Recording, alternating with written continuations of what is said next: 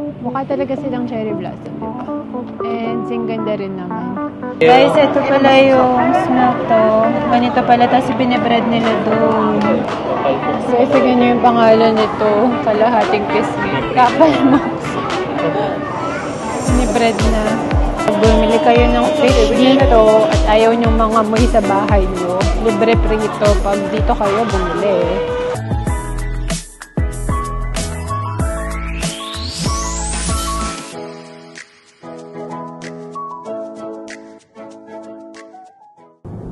Morning guys! Saturday ngayon and June 1 na. Sobrang bilis ng panahon. Patapos na yung second quarter ng taon. Wow! And ngayon is 12 degrees sa labas tsaka sunny. So, i-take advantage natin yung ganda ng weather ngayon kasi paminsan-minsan bigla na lang uulan or gloomy yung weather. So, magpa-araw muna tayo ngayon. Ang lakad natin is pupunta kami sa Murdoch Park. Tama ba? Murdoch Park. And nakita ko kasi sa Instagram, may parang mga cherry blossom. Pero hindi pala sila cherry blossom. Ano pala ang tawag? Nakita ko sa mga comment section. Japanese ornamental crab apples. Mukha lang silang cherry blossom. Sobrang ganda. So sana fully bloom pa kasi yung post na yun is parang 4 days ago pa. So, check natin. Nagdala rin kaming banig at saka mga snacks. Try nating mag-picnic man lang. At saka kung pwede pa magpalipad ng kahit sikiyan kung windy. So, medyo malamig din yung weather sa labas. Yung malamig yung hangin. Pero at least may araw. So, feeling ko kapag nasa arawan ka is ma-offset naman yung lamig. So, samahan nyo kami ngayon. 20 minutes away lang from where we are. Ayan guys, sobrang ganda ng weather, sobrang aliwalas ng panahon. Nakasikat si haring araw. Halos malapit na din kami sa Murdoch Park. Kami guys, medyo malayo lang yung naparkikan namin. Medyo busy pala dito. Bridgeland yung area. So, maglakad na lang tayo. Sobrang ganda ng weather ngayon. Hindi malamig, hindi mainit. Pero, need pa rin ng jacket. Okay, hi guys. We just looked for a parking. Look at that. Is there an elevator here? Guys, eto na sila. Pero, nagbagsakan na pala halos. Hindi na as, ganda nung dun sa video na nakita ko sa Instagram. Pero, cute pa din. Hindi na sila sobrang fully bloom eh. Isang kahabaan to eh. Ayan. Look, she has this. Cute. Let me take a picture. Let me take a picture. Yo, mamaya ha. Let me. Ngayon, hanggang dun eh oh. Ganda. Ayan. Ano daw to eh? Ornamental Japanese crab apples. Mukha talaga silang cherry blossom, di ba? And sing ganda rin naman. May mga nagpapapicture din na ibang tao din nakita namin. Ayun. Weekend ngayon, kaya may mga tao din dito. Hindi na namin nadala yung banig naming dala. Pero nagdala kami, maglalatag sana kami, magpipiknik ng kaunti. Ang ganda. Nalalaglag sila, oh. Hindi ko alam kung kita. Pero naglalaglagan yung mga petals. Dami nagpapapicture dito, mga tao. Mukhang puntahan to pag fully bloom. Maganda nga naman tignan. Ayan guys, so naglalaglagan na yung mga petals. Next year nga, puntahan namin to ng fully bloom. Mukhang super pretty dito. Sa Bridgeland to guys, dito sa Calgary. Nag-try pa rin kaming mag-take picture kahit napawala na. Pero next year, tandaan ko tong place na to para puntahan namin ng end of May. Kasi na ngayon, June 1st. Mukhang naglaglagan na. Ayan siya. Paikot ko ulit. Isa pang beses. Ayan. Isang kahabaan eh. Madami pa rin napuntang tao to take pictures kahit na palagas na. So, ayan guys. Hindi na siya kamukha nung nakita ko sa Instagram na putok talaga, hitik na hitik yun. Kapink. Iba na. Here in the Moonrock Park. Murdoch. We're here at Murdoch. Murdoch Park. In the You're playground. having fun? Laro muna siya. Hindi ko lang mabablog dun sa kabilang end. Gawa ng ang daming mga batang naglalaro. So, dito lang sa side namin. Sarap tumambay dito. Naglabasan din na yung mga tao gawa ng sobrang ganda ng weather. Buti pa nadala namin yung ano namin, banig.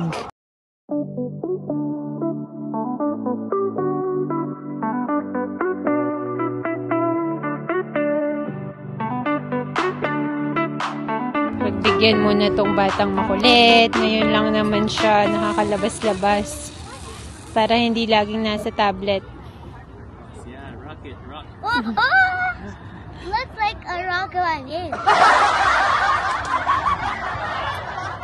Nag-plus 17 yung weather ngayon. Naglalaro pa rin si Kian. Hinahayaan lang namin siyang mag-enjoy.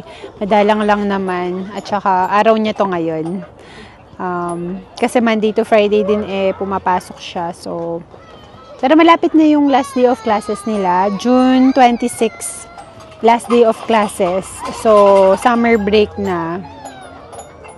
A few moments later. Hey guys, tapos na din kami dito sa park. Sobrang saya lang, sobrang refreshing. Oh, what do you want to say? Okay, hi guys. I'm sleeping. What? Ayun, balik na tayo sa kotse. Maglalakad ng konti. Pero okay lang kasi hindi naman masakit sa mukha yung araw. So, punta muna tayo sa car. One eternity later. Pasok muna tayo sa Seafood City.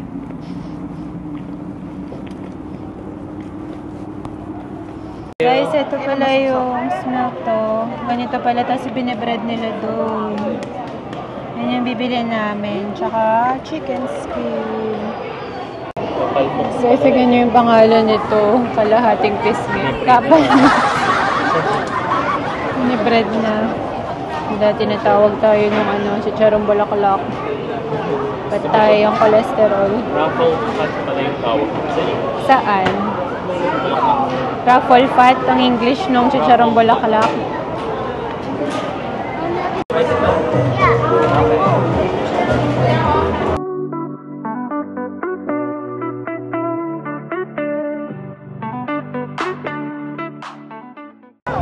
Nakabili na kami guys. Chicken skin.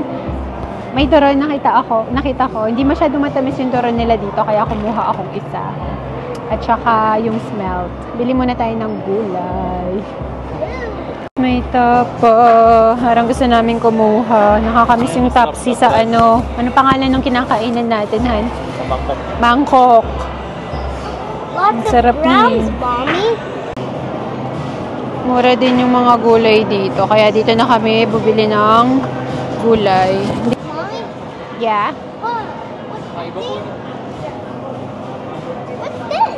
That's for splashing water, I think. Water? Yeah. No one's using it. Don't press it.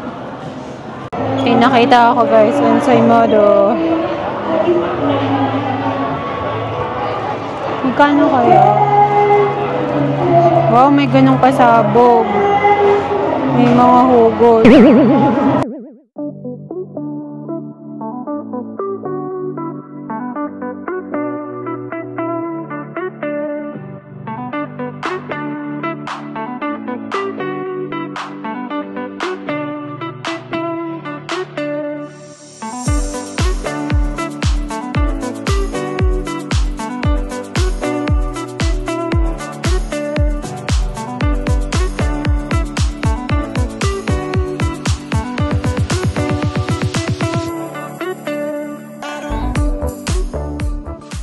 What did you try, Oh, Mom? someone is Kikiam. online. It's so good.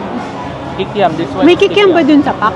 May kikiam sa back. Mommy, May pasample sila doon, yung pinakita ko sa video kanina. Ang sarap nung kikiam ball. Sabi nila may 1 kilo daw sa Hong Kong or Lucky's. Doon na lang kami bumili. Kasi maliit yun dito. Ang sarap eh. Tapos, yung din nila, red hot dog is masarap. Viva ang pangalan ng brand. Sarap pala yun, makabili nga. Buti nagpa-sample sila, ang daming dumaklot eh. There, Mommy. I drank it at Philippines. Over there, that one. Yeah, mogu-mogu. Yeah. Tingin muna tayo ng mga tinapay. Hanap lang kami ng ano guys, Rino. Dun sa kanda, no? Lalagay daw sa kaldereta ni Mamsi. Uy, may patikiman ulit. Ano to? Punta tayo. Wala na pala. Ano po ba yan? Lumpia, longganisa. Okay. Sige. Salamat po. Sige po. Garlic. Thank you po. Nahuli tayo, guys. Ubus na. Nahuli tayo. Nakakatawa yun, na.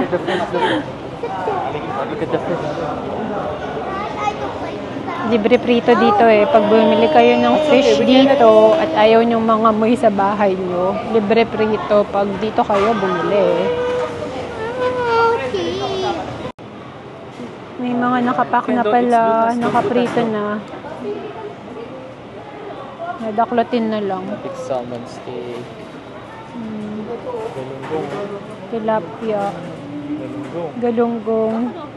Nagkakanta kanina doon, naka-open mic pala sila doon. So kung sino man yung gustong pumunta sa harap magkanta, is pwede. Pero dito mas mahina. Dan sa labas parang may event sila ng mga nakamotor. Hindi ko alam kung ano. Hanap muna natin yung Rino.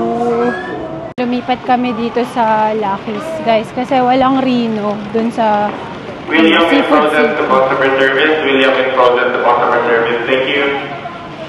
Sana meron dito kasi gusto daw magkaldereta ni Mamsi. Kami na lang ni Kian yung bumaba kasi yun lang naman yung bibilin dito. Para mas malaki yung ano dito, Lucky's. Sobrang laki sa loob. May Lucky's din sa Winnipeg dati pero hindi ganito kalaki. Tingnan, punta na tayo. Why we can't look for Reno? No, there's nothing in And why they don't want Seafood it? City. Why Sige they guys, hanapin muna namin para makauwi na rin kami.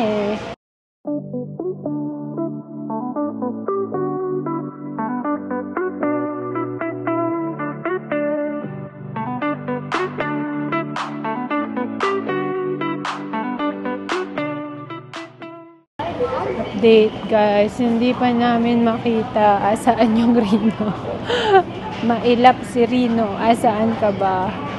Na-segue tuloy yung lakad namin. Napapatingin ako sa mga ibang bagay na naka-sale. Wala, nahanap din. Ayun siya. Kuha na. Nang makabalik na kami. Gutom na rin si Ivan for sure. Mommy? Self-checkout tayo, guys. Yeah. Oh, do it. Scan mo na. Okay, and go. Placing them in the bagging area That's why you're seeing that. Scan mo na. without barcode. Ito pa. Put it there, on the other side. This one is Hansel. but it's like this. Yeah, this one. Maybe Oh, put it on the other side. Dahil na rin kami sa Lucky's, next stop, and final stop na namin. Kinjon naman tayo. Nagkikrave lang si Kian ng manok, pati si Mamsi, tsaka ng sushi. Yung binili lang din natin tulad nung dati sa takeout counter.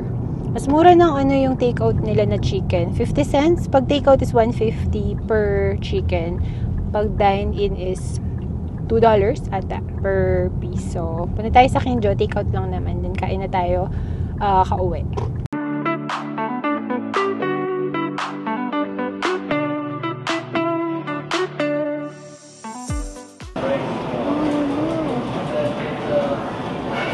Hello guys, walang sige, Ellen dyan, ginger garlic, baka lulutuin pa nila. Ang bilis guys, meron pala nakatago, wala lang dito sa display. Akala pa man din namin wala na. Ayan. Hintay lang namin, pinapack up na.